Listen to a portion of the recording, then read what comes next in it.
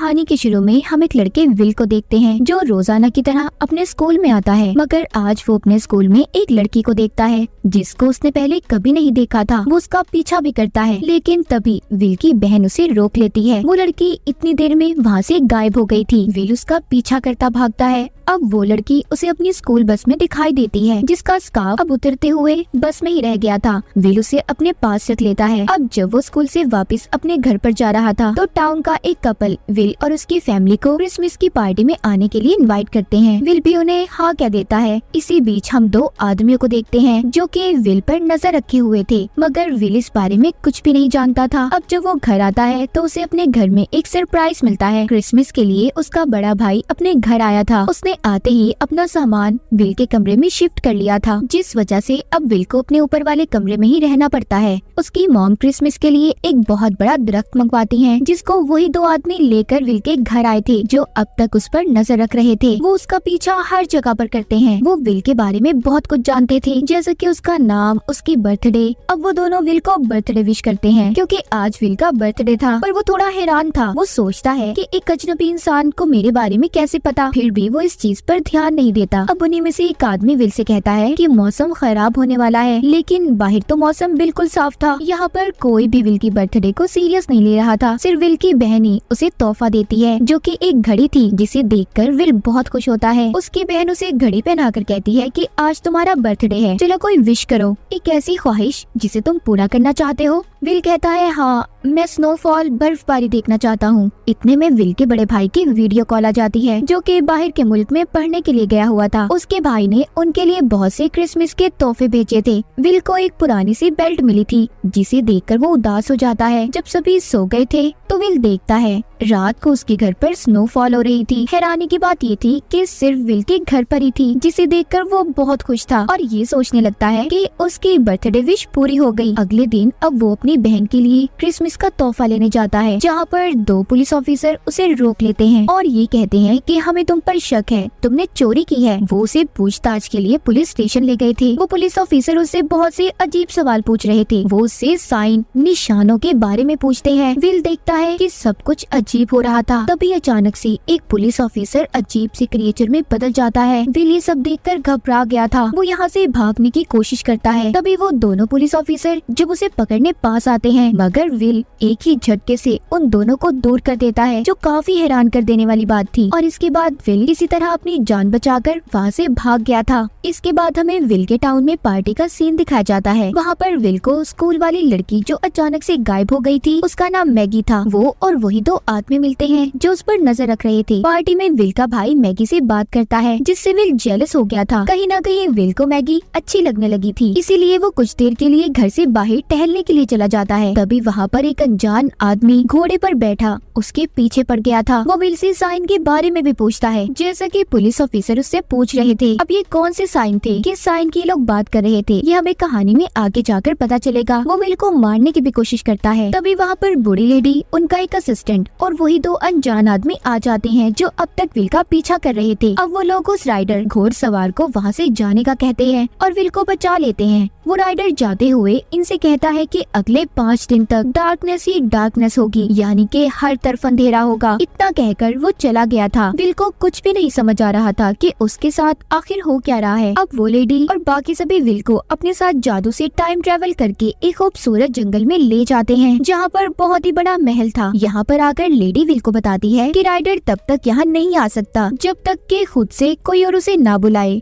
मतलब तुम यहाँ पर महफूज हो। वो सब अब विल को बताती है कि हम ओल्ड वंस हैं, ऐसे पुराने योद्धा जो कि लाइट रोशनी को फैलाते हैं। बहुत सालों पहले लाइट और डार्कनेस, अंधेरी और रोशनी के दरमियान में एक बहुत बड़ी जंग हुई, जिसमें लाइट जीत गई। उसने डार्कनेस को हरा दिया था, पर खत्म नहीं किया। अब हम उसी डार्कनेस को खत्म करने वापस आए हैं और हमें डार्कनेस को खत्म करने के लिए कुछ ऐसे साइंस निशान चाहिए जो तादाद में 6 हैं। उन्हीं की मदद से डार्कनेस को खत्म किया जा सकता है। उन साइंस का मतलब एक किताब में है जो सिर्फ सीकर ही पढ़ सकता है, यानी कि किसी भी चीज की तलाश करने वाला, और वो कोई और नहीं नहीं, विल तुम हो, तुम ही हो जो उन साइंस को ढूंढ सकते हो, तुम ही हमारे सीकर हो। विल को उसकी पावर्स, ताकतें उसके 14 साल के पूरा होने पर मिलने वाली थी। अब जब विल 14 साल का हो गया था तो उसे उसकी पावर्स मिल गई थी। विल जो चाहे कर सकता था, जैसे कि स्नोफॉल का होना। इसीलिए डार्कनेस के लोग विल की जान के दुश्मन बन चुके थे। वो राइडर जो डार्कनेस की दुनिया से था, इसीलिए विल को मारना चाहता था और साइन के बारे में भी पूछ रहा था। वो लोग विल को बताते हैं कि जो सीकर होगा वो अपने मॉम डैड का 7वां बेटा होगा। विल कहता है मैं तो अपने बहन भाइयों में 6ठे नंबर पर हूँ, तो मैं कैसे सीकर हो सकता हूँ। अब ये सब विल को मनाने के लिए कि वो उनकी मदद करे, लेडी उसे एक क्रिस्टल बॉल दिखाती है जिसमें विल देखता है कि अगर डार्कनेस को ना रोका तो कैसे सारी दुनिया तबाह हो जाएगी। अब खैर विल वापिस से अपने घर आ गया था। जब वो अपने कमरे में आराम कर रहा था तो अचानक से उठते हुए उसका पाँव फिसल जाता है। विल डॉक्टर के पास नहीं जाना चाहता था, इसलिए उसकी मॉम डॉक्टर को घर पर ही बुला लेती है। डॉक्टर कोई और नहीं बल्कि वही डार्कनेस की दुनिया का राइडर था जो विल की जान का दुश्मन बना हुआ था, जो कि अब डॉक्टर का रूप लेकर विल से मिलने आता है। वो दोबारा से विल से साइंस के बारे में पूछता है और उसने उसके पाँव को भी ठीक कर दिया था, मगर विल जब कुछ भी नहीं बताता तो वो फिर से उसके पाँव को वैसा ही करके चला जाता है। रात को विल को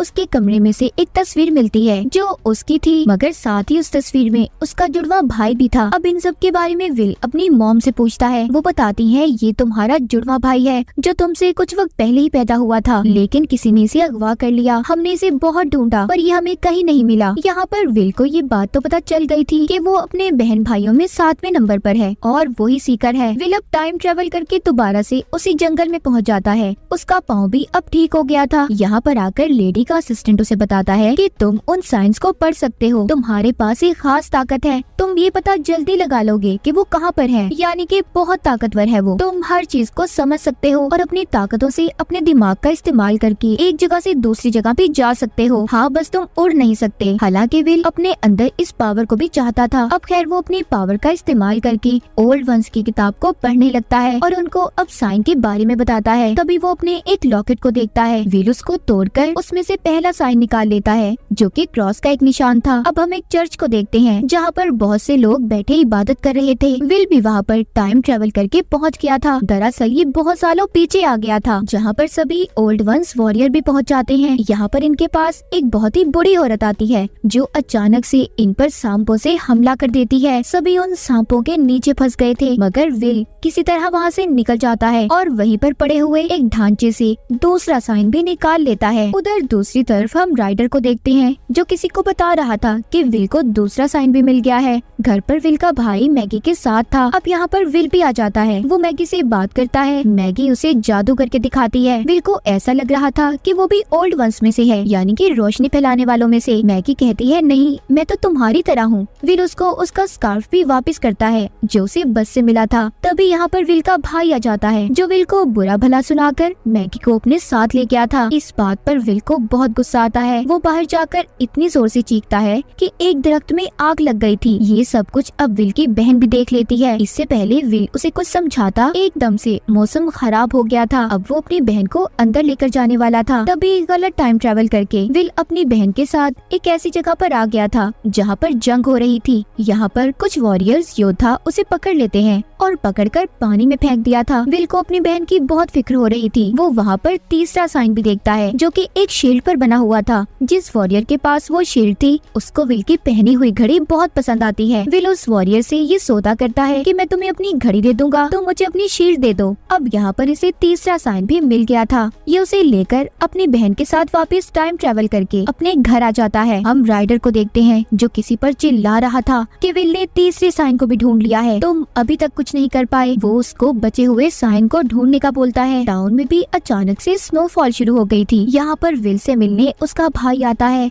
जो राइडर के कंट्रोल में था। वो उससे बाकी के साइंस के बारे में पूछता है जहाँ पर वो उसे कुछ नहीं बताता। तभी उन दोनों में लड़ाई हो गई थी। वो टाइम ट्रेवल करते एक पुराने से होटल में पहुँच जाते हैं जहाँ पर लोग मुर्गियों की लड़ाई करवा रहे थे। इसी दौरान विल को यहाँ से चौथा साइन भी मिल जाता है। अब ये उसे लेता है और दोबारा से टाइम ट्रेवल करके वापस घर आ गया था। यहाँ पर विल अपने भाई को जोरदार मुक्का मारता है जिससे वो बेहोश हो गया था। अब जब उसे होश आता है तो उस पर से राइडर का कंट्रोल भी खत्म हो जाता है। विल को चारों साइन मिल जाते हैं। वो उन सबको अपनी उसी बेल्ट में लगाता है जो उसके भाई ने उसे क्रिसमस वाले दिन तोहफे में दी थी। उधर उन्हीं अनजान आदमियों के पास राइडर जाता है जो उन पर चीलों से हमला करवा देता है। हमें ये नहीं दिखाया जाता कि वो जिंदा है या मर गए। हर तरफ तूफानी तूफान था, हर तरफ अंधेरा छा चुका था। राइडर किसी भी तरह उन साइंस को हासिल करना चाहता था जो कि विल के पास थे। तभी यहाँ पर राइडर के पास वही अनजान आदमी आता है जिसको उसने साइन को ढूंढने का कहा था। राइडर उससे कहता है कि वो साइन विल के पास हैं, तुम्हें उन्हें मुझ तक लाना होगा। अगर तुमने ऐसा कर दिया तो मैं भी अपना वादा पूरा करूंगा, तुम्हें हमेशा के लिए जवान कर दूंगा। और यहाँ पर हमें पता चलता है वो अनजान आदमी कोई और नहीं बल्कि असल में मैगी थी, जो कि विच एक जादूगरनी थी। और वो राइडर की पावर की वजह से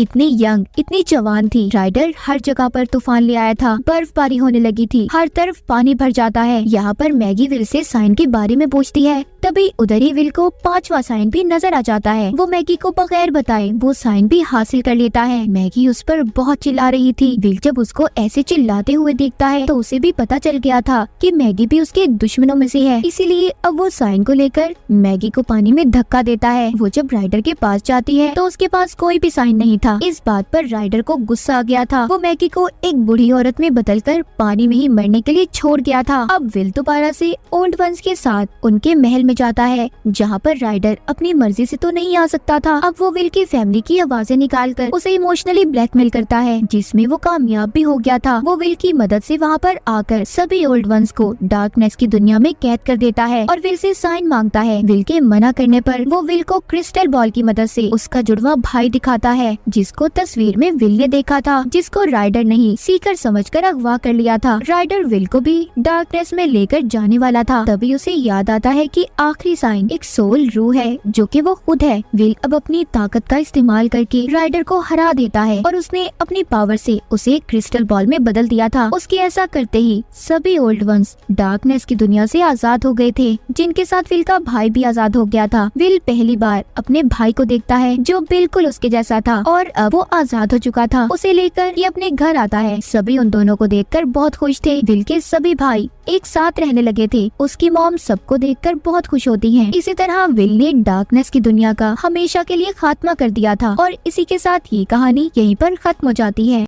Let's go. Yo, I'm like an addict, do I gotta have it. I ain't even playing, got a really bad habit. If it moves, gotta grab it. Fuse like a magnet, lose, won't have it till I'm doomed in a casket.